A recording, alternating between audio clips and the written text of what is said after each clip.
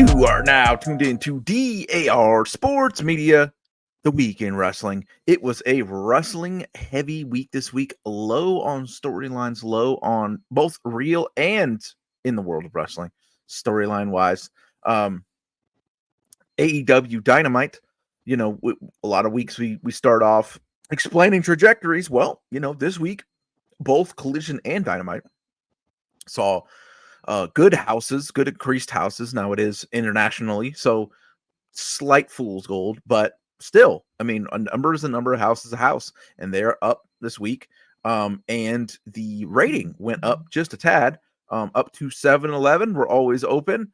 Again, I don't think that anybody should feel like comfortable with that being a standard, considered a good number, given where they were at and where they have been. But going up is going up, so you can't get to back to the 800s till you get to the mid 700s, and you can't get to the mid 700s till you get 7-11. Interesting on the quarter breakdowns. It's interesting and it's not interesting, because I could probably just without you even seeing the show, throw out there for you, take a wild guess where the ratings, where the viewership numbers went off the rails and where they spiked and who saved the show. Because if it wasn't for one each AEW World Champion Swerve Strickland popping the number almost all the way up to 800, this show probably would have been in the 600s overall. And some of the worst by far, dragging it to the bottom, I guess in his own way, now in a negative way. In a lot of the Greek pantheon and the Roman pantheon, the gods can be good and bad. And so I guess right now, the demo god is being the bad version of the demo god, because any fucking thing with Chris Jericho right now sinks to the bottom of Tartarus, to the bottom of the underworld, viewership rate wise. People cannot change the channel fast enough. That's another financial issue that AEW might have to face, is the millions of people, the hundreds of now thousands of people who sprained their wrists or their hands or rolled their ankle in their their rush to the remote to change the channel anytime Chris Jericho is on their TV. So there's going to be another thing they'll have to face. And I am, a little concerned about next week. Spoiler, I didn't get to watch a ton of the show. I got to watch parts of it because I was recording content for our partner channel, United Football Media. I heard it wasn't great. I heard a lot of feedback the next day, even for people who are usual AEW supporters, that said this show was fucking dog shit. Now, I will say the parts of it that I saw, I did enjoy. Brody King, Adam Copeland, two of my favorite wrestlers. Fucking happy about that. Like some other things I saw on the show. And I want everybody at the sound of my voice who's an AEW cultist weirdo, because I'm pretty sure they make up half our listener audience. You get ready to listen to when I want you to absorb what I'm about to say. This is going to blow your fucking mind. I personally enjoy the Young Bucks' current character and the way, the direction that this is going. I personally enjoy it. But that doesn't mean it is working effectively viewership wise. You see how those two things, those can be like mutually exclusive. They can be two separate things. That I like it personally, but I can also acknowledge that it is not working business wise for them. It can be done. There you go. True. Swerve saving the day, even though he's not the emphasis of the show. I mean, Swerve is, I think I said it a week or two ago. The one concern I had was Swerve being treated like a transitional champion. And I just can't help but feel like that's the case. They're building Ospreay up to be this guy. And it seems obvious that Swerve is going to do the job for Ospreay at All In to make him the next champion. And that's where they're going. And we know Tony doesn't deviate from his plan usually at all, as evidenced by some of the things that we've seen. So Swerve is doing his thing. Swerve is working with what he's given. He's out there with Christian and losing the Mogul Embassy, crew and all that stuff, and trying to find some backup for himself and just being this lone. I get what they're trying to do with Swerve, and I think it would work if Swerve was treated as the focal point of the show. Your champion should be closing the shows. Your championship could be opening the shows. You shouldn't have your champion nestled in the middle of the show while you're devoting the end of it to your, TNT champion um, or your EVPs and their issues. You know what I mean? Like that shouldn't be what you're doing with your program. And I think that's the issue for me is that I don't really see how they're maximizing Swerve. This Jericho learning tree shit, nobody cares about that shit, man. Like it's not good. Like I hear people all the time doing it like, oh man, you can't count out Chris Jericho. You can't count out Chris Jericho. He's so great. He's Chris Jericho. It's and it's like, nah, bro, like Jericho sucks. Like, he's not good. And he's out there with his drawers on and he's resting in his drawers now, resting in his trunks, and it's just he looks weird and it's just not fun. It's not entertaining. Jericho has not been entertaining for a long time. People remember when the MJF feud was going on with Jericho 3 years ago now. And it was like, if I lose at All Out, I'm going to retire. And people were ready for him to lose and retire 3 years ago. Something this made me think of when I was looking at these quarterlies the other day. Can you name a single person from any of these three groups now that he's been in charge of that's elevated right now? Hell, are any of them on this show? No. Nope. I don't But think so, Jericho no. is. But Jericho is. The learning Guevara, tree. Sammy Guevara, Tito Ortiz and Santana, Jake Hager. Hell, Santana's gone from the company. So Daniel G, our man, Daniel G, he was on Collision, but is not where he should be in the company.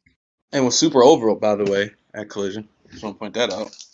Summertime Matt Menard, Cool Hand Luke, Cool Hand Ange. Cool Hand just go down the fucking list. Everybody who's ever been in one of these groups with him. That was supposedly him helping them fucking get over and get elevated. None of them are on the show on Dynamite, but he is sinking the fucking numbers. Racks of facts. Speaking of facts, statistics, things people keep track of, numbers. It was devastating times this week for all of our stopwatch friends as WWE had two very good and very wrestling heavy programs this past week. Couple of highlights I wanted to bring out. The two things that stuck in my mind a ton. They did a fantastic job of elevating a couple of the Raw call-ups. Ilja Dragunov, Leah Valkyria, especially Valkyria. Holy fuck. Like, I had seen some of her in the NXT UK. I had heard a lot. She has it all, man. She has it all. She has, amazing look. The sell on the fucking stomp from Dakota Kai on Monday night was fucking insane. She can do all the moves the kiddies like. She has it all. Has it all. Some seasoning, some years working with people who are better than her, more experienced than her. That girl's gonna be a fucking megastar. Amazing job on Monday Night Raw. Dragunov, I think a lot of people kind of know what the deal is with that. Ricochet, once again, all underutilized forever and ever and ever. All this guy does is have amazing matches and can be plugged in for that, but never really particularly gets a proper push, hopefully. But now, at the same time, two guys that, we had our for a couple years, we had our indicators like, okay, is Triple H running things right now or is Vince running things right now? One of them is the number one was how stupid does Bronson Reed look this week? And then, but a couple of the other ones are Ricochet and Shinsuke Nakamura getting a push right now? Because if Triple H was in charge, the shit was happening. And so we're seeing that again. Hopefully, this is the start of a Ricochet push. And then we saw on Friday night, it looks like they're ready to heat up Nakamura once again for the 10th time. Triple H just ain't going to let him go. And by the way, I love Nakamura's one of my favorite wrestlers, so I'm not complaining. It's just hilarious to me that they've done it so many times, and you could just tell Triple H is like, no. You could tell Triple H likes Nakamura a lot. But Dragunov, Lyra Valkyria looked fantastic on Monday.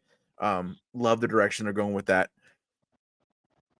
SmackDown, we saw the first like real legitimate one-on-one singles match that Jade Cargill has had since she joined the company, and her and Piper Niven did a phenomenal job. Jade, sold all the stuff perfectly, was in position for all the stuff perfectly. They did an awesome job of picking an opponent for her in Niven, who is a world traveled vet, been in the game a long time, has size to put over how impressive the strength and stature of Jade Cargill is.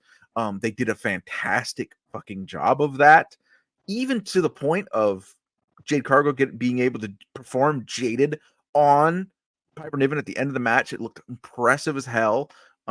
Anybody who knows what they're looking at knows that situation is just as much on the timing and athleticism of the person taking the move as the person performing it.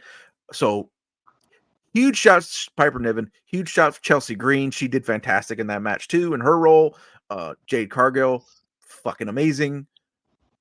Ton of wrestling on all the shows this week for WWE. They're pushing people in the right direction. True. I agree. I agree that they're doing their thing. There's a couple things that I didn't see live, but I went to look back at it. I think what WWE is doing with Jay is pretty good. Obviously not perfect, not a perfect. It start off perfect where everybody was like, oh, Jay didn't have a match for a while. Now she's on TV every week. Now she's advancing in the Queen of the Ring tournament. I think, obviously, I'm a Jade fan, so I'm anxious to see where everything goes with her in this Bianca story. There's obviously the Tiffany Stratton thing where they're doing pretty good with her. So there's a lot, there's a lot going on in this world of WWE in terms of people they're building and a lot of the NXT people. I think, and I don't mean to do this in a comparative way, but I think what you're seeing is when you see WWE take some of their newer people serious and push them and put them in prime position, I think you can't help but wonder why the other side can't do that with their people too, and like Why put they've them on got front street. huge potential stars just sitting on ice Yeah, it's while just Chris Jericho fucking sinks the ratings. it's They got just people like Megan Bain, like Camille, like EJ and Duca the Judge, just hanging the fuck out for literally, in some cases, damn near a year.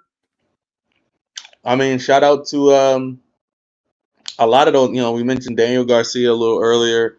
Ricky Starks is not on TV right now, but Big Bill is right next to Chris Jericho, even though Big Bill was with Ricky Starks. There's a lot of confusing things in AEW, and I think when you see Jade, when you see um, all the NXT people coming over, and there's a ton of NXT people getting the shine. Carmelo Hayes was just involved in the match, I think, with Baron Corbin, I believe. And there's a lot of people that they have that they're putting on television, and though they're not getting 30-minute matches every week, which is, you shouldn't really do that every single week for the young people anyway, or the up and coming stars, but they're getting opportunities to showcase their talent, to showcase who they are. People are getting more familiar with them. People are liking them. Jay was already well known anyway coming in, but she is exuding even more star power with her being in WWE now, in my opinion. So I don't know. I'm real anxious to see kind of where everything goes going forward. And I would love to see. Um, I would love to see Jade win Queen of the Ring because I hope they're not going to give her a loss so Yeah. early. Yeah. So In order for her yeah, to not win, she would have to take a loss, and she don't need to be taking a loss. It's interesting because there's a lot of people in the Queen of the Ring who that applies to. You know, the earlier mentioned Lyria Valkyria, Jade, Tiffany Stratton, who advanced to the next round at a house show over the weekend. Yeah, I don't feel like any of those people need to be taking a loss right now. So that part of it is definitely interesting. double-edged sword. You know, if Tiffany wins that side of the, I guess, the bracket, then you got to look at, you gotta look at, okay, well, what's next for Tiffany? If Jade loses, I think Bianca could take a loss, but it's all in how you do the loss too. You know what I mean? That's Like it's true. just That's all true. in, That's true. yeah. So I think Tiffany has lost already, right? So I Yeah, feel like I'm more I didn't comfortable. agree with that either. Yeah, I didn't think that was a good idea, but I think Tiffany is so talented and she has the character to where she can flip the loss into something else, and it helps being that type of character who is ulcerous and very just it's just her character is like her losing is just like whatever. It doesn't hurt too much, but I don't think she needs to lose either. So you kind of put yourself in the corner a little bit, but I think that's a good problem to have, right? You got so many talented people that Yeah, you don't want to lose that you got, but it's also the antithesis to what AEW does. AEW has a lot of people that don't want to lose, and they just don't put them in matches together. They just don't put them in tournaments. It's like, oh, we don't want to such and such to lose, so we're just not going to include them. And then they don't have a story for like a month, or they get involved in a story where it really doesn't work. Where it's like that person would be perfect for a tournament. So, Piper could take a loss, and some of the other people can take a loss. Baron Corbin could take a loss, but you want to get because I'm pretty sure Jey Uso is not beating. Because I think that's the next match, right? For the male side of King of the Ring, it's Jey Uso versus Dragunov. I think is that the match? I think that's the match. So if that's the next match, Jey Uso's not winning that. So they're giving him a hell of a start on the main roster too. So they're doing things the right way. It's just somebody has to take the L. Somebody has to, take the fall, and we'll see. We'll see who wins. I actually don't know who's going to win, which is actually interesting to me because usually I could pinpoint. I would say I think it's going to be Jade going to win on this side. On the men's side, I don't know who's going to win. So I know LA Knight advanced at a house show too. So I don't know. I don't know who's so going to win. That's a good problem. yeah, so I would probably on the ladies' side at least, going back to that part of it. So Jade is already a tag champion, right? Mm-hmm. Um, and so I don't know if you're exactly putting her over by having her win Queen of the Ring, because they're already getting hella pushed as they should. Tiffy, as a heel, I think that she can afford at some point in this, possibly the finals, if she wins that side of the bracket, take a loss. I think the person to go with is Valkyria. Honestly, I was so impressed the other night, and you know, people know who Tiffany Stratton is. People very much know who Jade Cargill is. Valkyria is just now being introduced to your audience. Somebody who has the tools like she has. I think that's how you get people to be familiar with her. That would be my pick. I'm gonna go with Jade. I think, and I just think Jade, and I guess they're doing it in what? Are they doing it over in Saudi Arabia, right? Is that where the tournament is? Yes. Okay. Well, I think the Um, finals. the finals are over there. Okay, well, I'll still go with Jade. She's front and center on the poster, so I just think. they'll go with that. I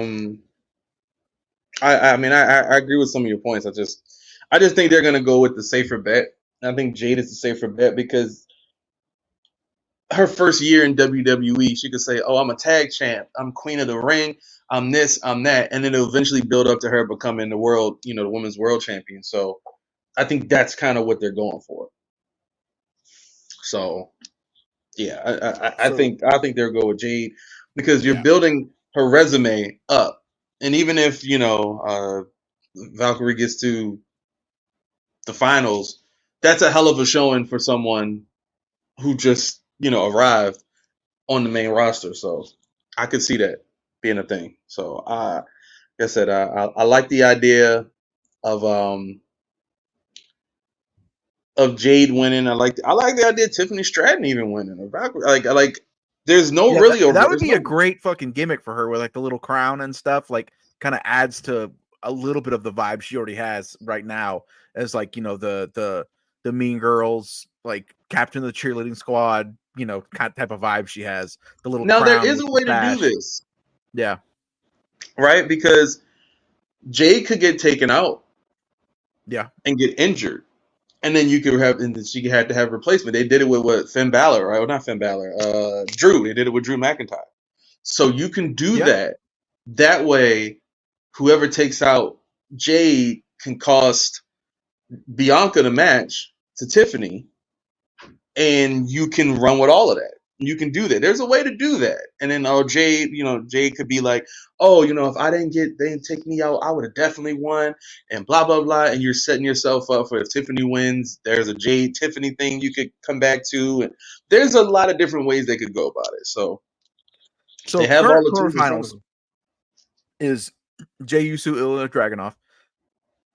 Very interesting to me because you have one of the most over guys taking on a guy that you want to build. Jay not winning shit, man. Check Let's out be this. real. This is something, things you never thought you'd be saying. I remember many years ago saying, man, what a mind-blowing world we live in when we're talking about John Cena versus Kevin Steen for our main event of this show coming up, and also when he was going against AJ Styles at a SummerSlam. I said, man, what a world. And that seems mundane now, but at the time when AJ Styles and John Cena were main evented SummerSlam, that was fucking ridiculous. You would never have guessed you would have seen something like that. This match kind of fits that for me. It's Tama Tonga against LA Knight in the next round. And then, Oh boy. very interesting, almost if not more interesting than Jey Uso Dragunov, Carmelo Hayes against Randy Orton in the next round. That's gonna be the one. I mean, that's going to definitely end in some sort of a Carmelo Hayes crazy springboard triple axle spinning 450 flip into an RKO. They're probably in the lab right now trying to figure out what's the most ridiculous way that we can have you flip into an RKO. Yeah. Ooh, and then these Yeah. quarterfinals for the women. Right? Crowd might be a little quiet for this, but I am very excited for Lyra Valkyria against Zoe Stark. That match is gonna fucking cook on the next fucking Raw because, as I've said often here, I love Stark as a worker, especially offensively. She has an amazing, tight, good looking offense. And then Valkyria, like I just said, she was bumping all over the place. Very physical style. Selling was out of fucking control. That match is gonna be fucking awesome next week. Speaking of, SmackDown is going to be loaded. Jade Cargill against Nia Jax, and Bianca Belair against Tiffany Stratton. All three of those, man. All three of those cooking. I'm fucking excited for all three. It's gonna be some great wrestling, great matches. I like what WWE's doing at the time, like at this moment, because they're giving us a lot of matches, a lot of wrestling. Because story wise, there's not much to go on right now. I think story wise, you're kind of biding your time to SummerSlam, and There's the Cody and Logan Paul thing. I have zero interest in even. Okay, yeah. Let's do that. Let's do our last 5 to 10 on that. I have zero interest in even discussing that because that is how I could give two shits well, about. not necessarily that we're discussing, but just a lot of the reaction. You know, I get the reaction. That shit is trash. I don't want to see that shit. no, It'll be a that's not what decent I'm talking match, about. but I'm talking about the story stuff. I'm talking about story people. Stuff. Oh, no story. Y'all get on AEW because it. Okay, Fuck so AEW. Okay, can you tell me? Can you tell me the last time Logan Paul lost? Roman Reigns. It was well over a year ago. Has not lost in a year. That's 1. 2. Drew, you're an old WCW guy. Baltimore Arena's finest. In the history of a certain title, who is all it back in those days in the lineage that this belt has? Who is the number 1 contender automatically if there was nobody else stepping up? Usually the next. It's next champion, right? I was trying to yeah. Well, not the next champion. Specifically, the United States champion was always the number 1 contender. If there wasn't an extenuating circumstance in WCW, it's how it fucking works. That's how I looked on the Pro Wrestling Illustrated rankings. Yes, that's how he is the U.S. champion. That's 2. 3, yeah. 3. Again, this is people who are aloof. Either they're aloof, bad faith, or they just don't know what the fuck they're talking about. Like, it's very similar to the. I still can't believe I saw people talking about how Raw had a drop off in viewership after the fucking night after WrestleMania Raw. Again, that falls into this category if you clearly don't know what the fuck you're talking about. Like, the Saudi shows are just different. The Saudi shows, they just throw as much bullshit on it as fucking possible. So when the storyline building of a Saudi show is its usual of just throw a bunch of bullshit on there with the biggest names possible, and you're directly comparing that to regular pay-per-views in the brand that you like, that doesn't really fucking say a whole lot good for the brand that you like. Kind of like how everybody was like, oh, CM Punk got no reaction for what he said about fucking yeah, man, because nobody fucking watches the show, so nobody knows what the fuck he's talking about. Nobody gives a damn about no goddamn Jack Perry, man. Same thing. Care about that shit. Same thing. Oh, you give AEW shit for this? Well, look what they're doing. Yeah, because it's a fucking bullshit show that they just throw names at to put on a show because it's a paid bot show. If that's the direct comparison to every fucking pay-per-view you put on, that's not a good comparison. That's not making yourself look fucking good. So I understand how, and honestly, and again, it's a hilarious comparison because what fucking is the title program on the other show? A dude who just got named the number 1 contender just because who'd lost his last match in Christian. Again, this ain't me bitching about this stuff. I love that fucking idea. I love Christian. But you want to make the comparison, but on your show that you like, it's just literally the same thing, except the dude just lost and got named the number 1 contender, whereas Logan Paul has not lost in over a year and got named the number 1 contender under the exact same circumstances. It's wrestling, man. Like people are just, I don't know. People are funny. Like, it's wrestling. None of this shit ever makes sense anyway. I mean, if wrestling makes sense, I think you're doing it wrong. So that's 1. 2, it's like, if you're someone who wanted to see Swerve versus Christian, you're excited. You don't give a fuck about the logic behind it. You're looking for logic in an entertainment-based program. It's just not, wrestling is not real life. Wrestling is not reality. Like, the stories sometimes don't make sense or are non-existent. So I think, once again, when we get into the whole double O's, the AEW stand base against, fuck the Fed. So I'm gonna say this. Get a little froggy here and point out what I saw and I didn't like. So everybody knows the biggest thing that happened in the last few weeks outside of wrestling is the Drake versus Kendrick Lamar beef. Oh, God damn it. I've seen so many people take AEW videos and put Kendrick's disses over the AEW, and I'm gonna tell you, buddy, AEW's not Kendrick. They're not Drake either. They're not Drake either, though. So WWE's not. I mean, WWE definitely has some qualities of Drake, considering what we know. Vince McMahon and Kevin Dunn and those guys and Johnny Ace, very very similar. But AEW is not Kendrick. Like y'all have to like the AEW stand base. I'm gonna just say this straight up. I don't give a fuck how I feel because y'all know me. I don't give a fuck regardless. None of y'all niggas is cool.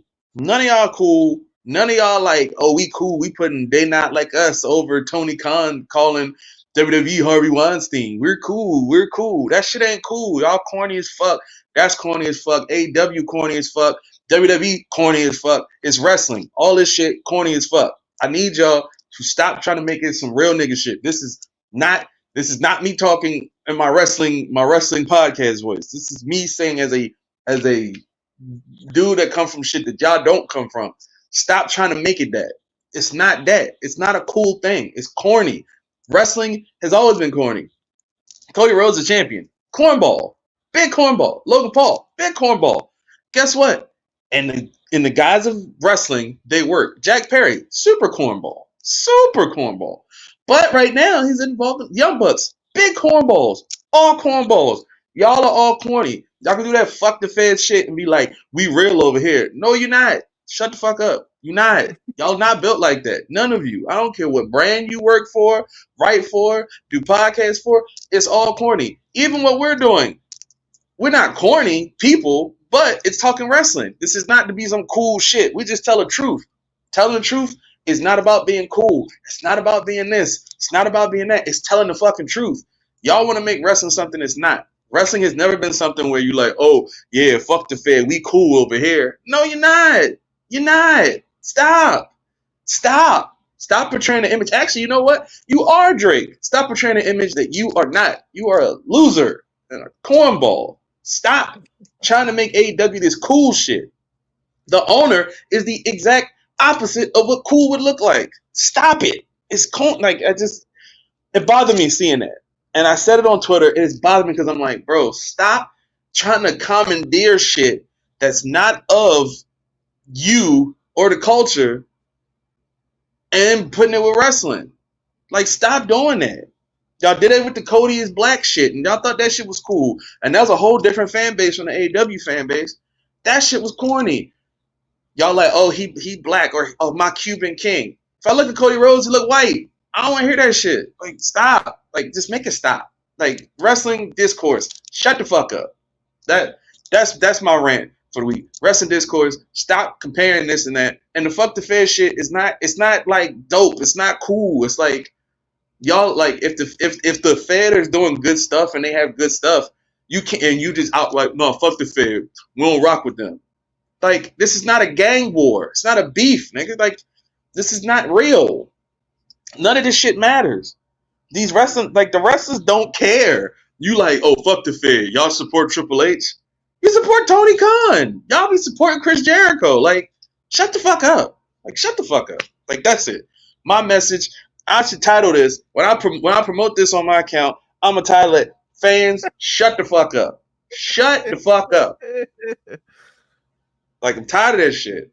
I didn't mean to go on this rant, but it bothered me so much because I hate that. As a hip-hop artist, as a hip-hop fan, I hate when people try to commandeer shit that does not fit wrestling and put it in and be like, oh, we cool, we cool. If WWE was doing that shit, I think that shit's corny too. They did the They Not Like Us stuff for Jade and Bianca. And I was like, see, they just put like a line. They didn't do the whole song and like use different, like it's still corny.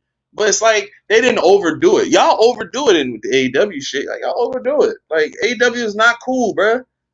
The coolest people they got in AEW ain't even on TV right now. If you want me to tell the truth. The coolest ain't been on TV in a little while.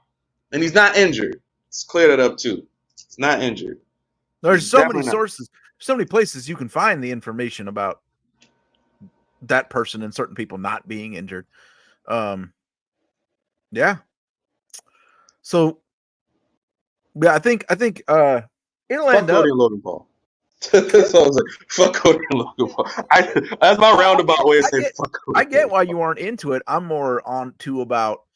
So, and another thing that was going to go with my parallel to both companies and why it's hilarious that one, oh, fuck the Fed, fuck this shit. But look, man, both guys, Cody and Swerve, both guys just won the belts in their crowning achievements.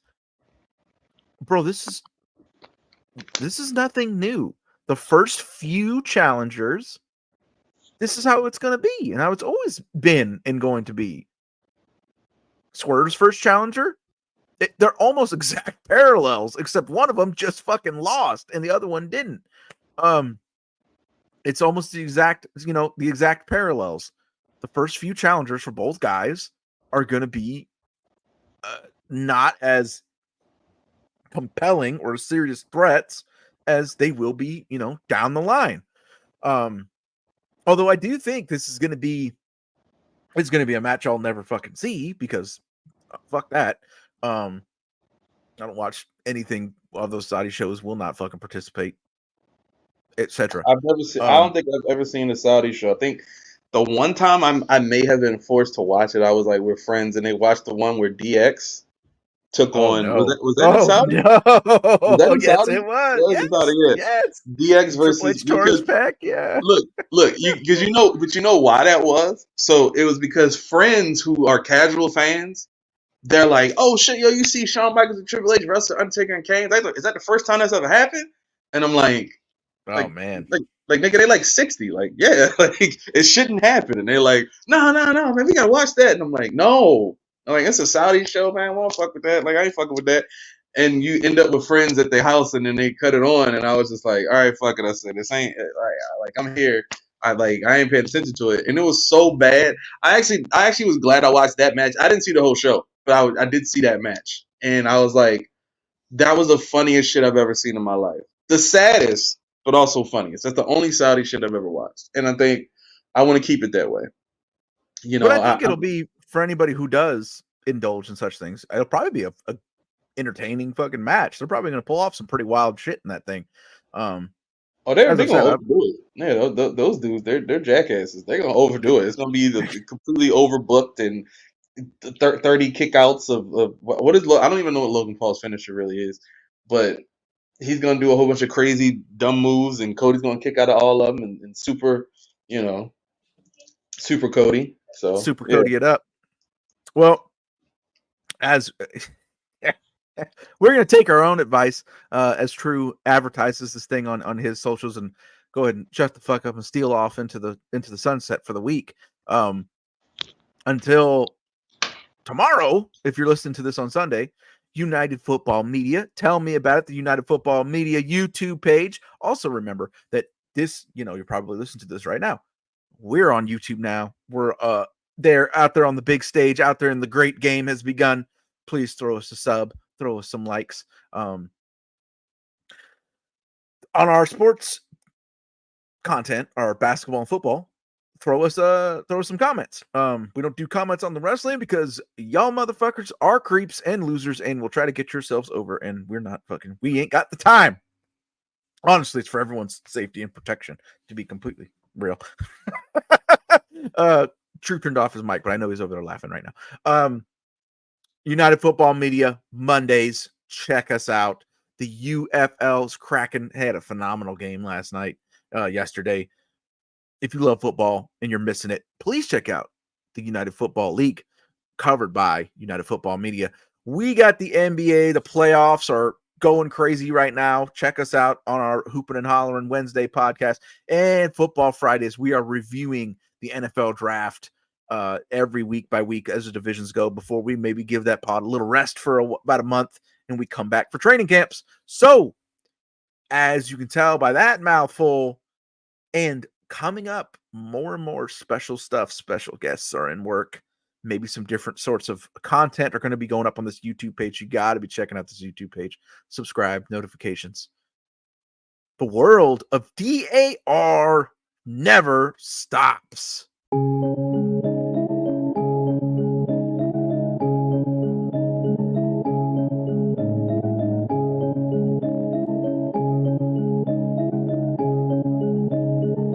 on, spill the tea. Yeah.